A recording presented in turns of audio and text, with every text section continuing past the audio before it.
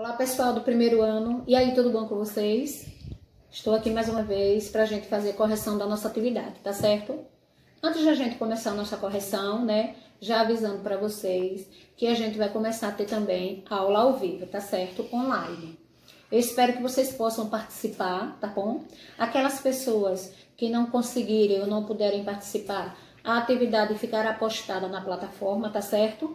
Mas se vocês puderem, né, fazer um esforçozinho para que a gente possa se ver, né, conversar um pouco e debater a nossa atividade, tá bom? Sendo que nessa aula online a gente vai debater o tema e a gente já vai também fazer a nossa atividade, já vai deixar respondida e corrigida, tá certo, gente? Espero que vocês possam participar. Estou contando com a presença de vocês. As datas vocês receberão na plataforma, tá certo? E aí a gente se vê agora na aula ao vivo, ok? Então vamos lá. Na aula anterior, a gente fez sobre arte e filosofia, né? O que seria a arte, né? Como ele falou aqui, que todo ser humano tem a necessidade de expressar suas emoções ou seus pensamentos de alguma forma, né? E ele falou que uma dessas formas, né, a mais interessante, seria através da arte, né? Que do ponto de vista, a palavra arte é derivada do latino ars, e que quer dizer técnico, e em grego, técnica, né? Ou seja, então arte seria o domínio sobre uma técnica, assim teria um sentido de habilidade ou de destreza. Também ele disse que a arte surgiu com a necessidade da comunicação entre os seres humanos, e que a gente sabe que a arte não existe de agora.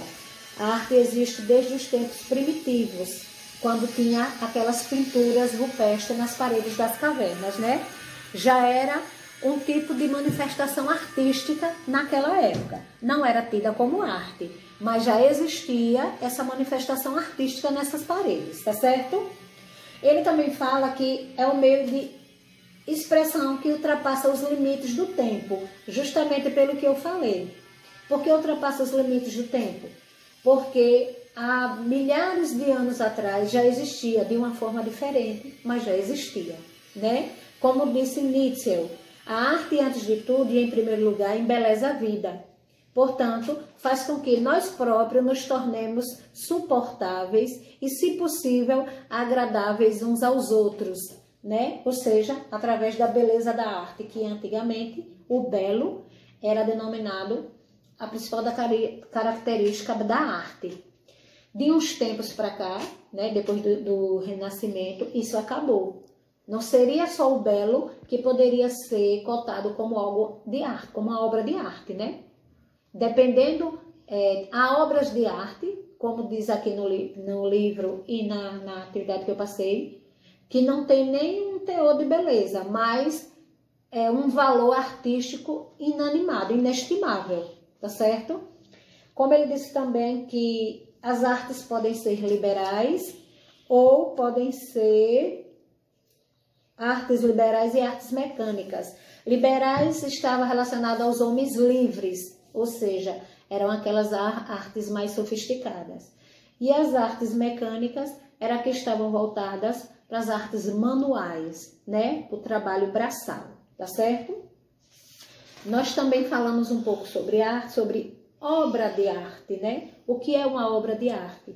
Que a obra de arte, ele já disse que é a recriação simbólica do real. Você pegar algo do real e colocar na arte, da forma em que você vê, né? Não da forma que ela está ali, mas da forma que você vê. Também diz que é um dos modos simbólicos que o homem utiliza para dar significado ao mundo em que ele vive, né? Ou seja, quem é o artista? É aquela pessoa que reinventa a realidade, né? Rodeando o mundo através dos movimentos, das formas e das cores. E aí nós passamos algumas questões para vocês, né? Vou abrir aqui rapidinho para que a gente faça a nossa correção agora sobre a arte. Olha, na primeira questão, ele disse o seguinte: os seres humanos têm a necessidade de expressar o quê? De expressar o quê? Suas emoções e pensamentos. Essa é a resposta. Os seres humanos têm a necessidade de expressar suas emoções e pensamentos.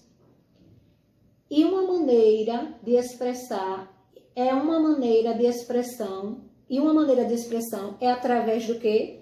Da arte, né? Uma das maneiras dessa expressão é através da arte, que é uma das maneiras mais fascinantes, como ele diz. A palavra arte deriva do latino, isso, ars, A-R-S, né? Ars, e corresponde ao grego a técnico, né? Que significa técnica. Então, podemos dizer que a arte seria o quê? O domínio sobre uma técnica. A arte seria o domínio sobre uma técnica. Número 2. Qual o resultado obtido com o surgimento da arte? Então, o que será que vocês colocaram, né? Qual o resultado obtido com o surgimento da arte? O que seria que obteve? O que obteve, no caso? Novas expressões, novas manifestações artísticas. Então, ele diz, o que obteve, qual o resultado obtido com o surgimento da arte? Vamos lá. Podemos dizer o quê? Que com o surgimento da arte só obteve o quê? Novas formas de expressões. O que mais? Surgiu o que também, gente?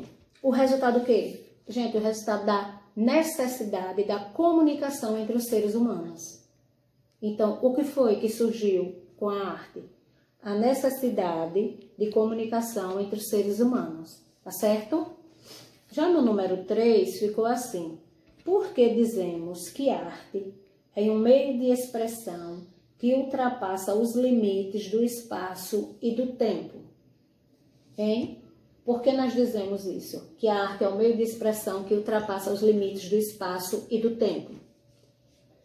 A gente pode entender o homem em várias épocas, gente, em todos os lugares. Por exemplo, desde a pré-história, nas paredes da caverna, aos tempos atuais, né? Cada época tem a sua época, cada artista da sua época com o que lhe oferecia naquela época, com as manifestações que ele obtinha, com o que lhe rodeava. Hoje, né, na contemporaneidade, a arte é uma, mas em outras décadas era totalmente diferente. Então, é por isso que ele diz que ela ultrapassa o tempo e os limites, porque ela não é de agora. A arte não é algo novo. A arte é algo que vai se renovando e inovando, tá certo? Na próxima questão, ele disse o seguinte. Defina os tipos de arte. Artes liberais, né? Então, são aquelas dignas dos homens livres. E quais seriam elas? Aí aqui está dizendo, olha, a lógica, a gramática, a retórica, a aritmética, a geometria, a astronomia e a música. Essas eram consideradas as artes dos homens liberais, né? Ou seja, das pessoas mais cultas, né? E as artes mecânicas ou servis correspondia àqueles trabalhos mais o quê? Mais braçais, né? O fazer braçal, o manual, seriam as artes. A arquitetura, a escultura, a pintura, a tecelagem, a olaria e a agricultura, tá certo? Então, não esqueçam que essas artes liberais, elas foram divididas de acordo com a época, com o seu intelectual, entendeu? As primeiras seriam intelectuais e as segundas seriam aquelas artes menos honrosas, certo? Porque eram de trabalhos braçais. Aí é sempre bom deixar essa questão bem definida, viu, gente? Por exemplo, artes liberais, aquelas dos homens livres consideradas atividades intelectuais. Aí coloca astronomia, música, geometria, artes mecânicas ou servis, aí aquelas que ocupavam lugares menos honrosos, né? Ou o trabalho manual e o fazer braçal. Aí coloca o seu exemplo como agricultura, tecelagem, olaria, ok? Deixar sempre frisando essa questão, que era como eles distinguiam naquela época.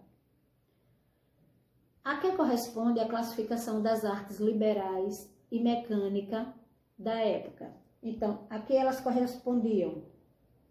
Aí aqui ele já disse, ó, nessa época, elas correspondiam à própria estrutura da sociedade fundada no regime de escravidão.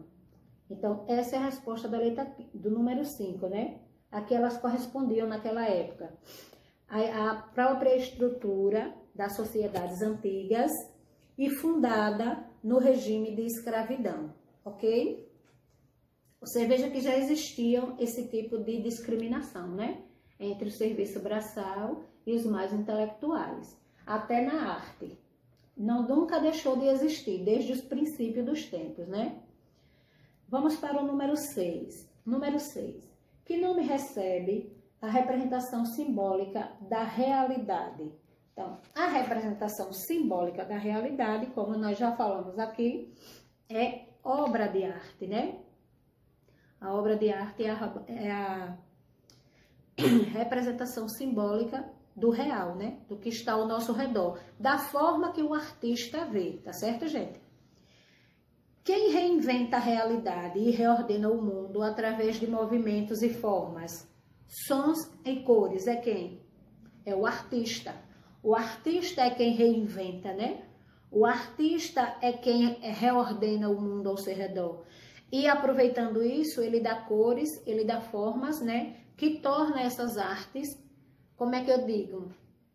Para quem gosta de obra de arte, né? Atraente, para quem entende. Porque eu mesmo, se for olhar uma obra de arte, eu não vou entender nada, né? Eu não tenho essa facilidade de apreciação a uma obra de arte.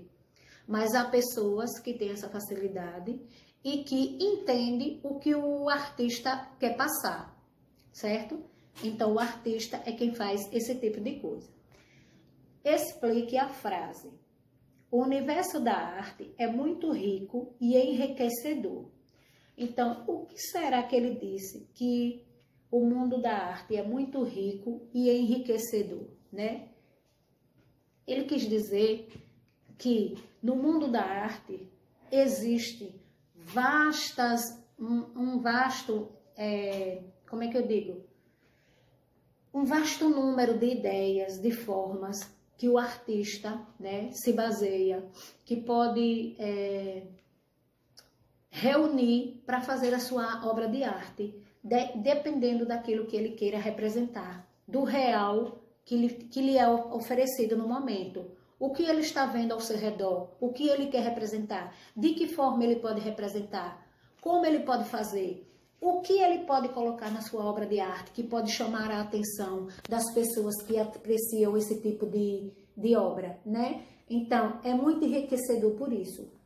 Eles têm uma vasta, né, uma ampla diversidade de coisas que pode usar como subsídios para representar, para expressar a sua arte, né? O que lhe rodeia diariamente, tá certo? Então, nessa etapa, a gente ficou sobre a arte e a filosofia. Mas, na próxima aula nossa, que já será a aula ao vivo, né, gente? A gente vai falar sobre o belo e o feio, questão de gosto. Mas o que seria isso, né? Vou colocar o assunto, a gente vai debater, né, sobre esse tema, e as questões sobre ele nós iremos responder também ao vivo, tá certo, gente? Eu espero que vocês possam acompanhar a aula, para que a gente possa debater, ler o assunto, explicar e a gente responder já a nossa atividade já online, tá certo?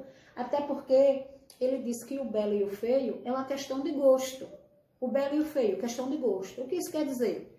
O que pode ser bonito para mim, pode não ser para você. O que pode ser feio para mim, pode ser belo para você. Então, o belo e o feio é uma questão de gosto. Depende de como os seus olhos verão algo que você considere feio, né, ou bonito. Então, por isso que ele disse, que belo e o feio é uma questão de gosto. E como a gente costuma dizer, questão de gostos às vezes não se discute, né? Então, para vocês, o que é o belo, né? O belo, para a gente, muita gente vai dizer, o belo é uma coisa muito bonita, né? E o que é o feio? Ah, uma coisa que a gente não gosta, que tem, né? Então, a gente vai debater sobre isso. O que seria o belo? O que seria o feio, né? Na arte, o belo já foi descartado. Não é só o belo que é considerado uma obra de arte. Vai depender do que você quer passar, do que você quer transmitir. Então, esse tema do belo e do feio será o tema da nossa próxima aula, que já será uma aula ao vivo, ok?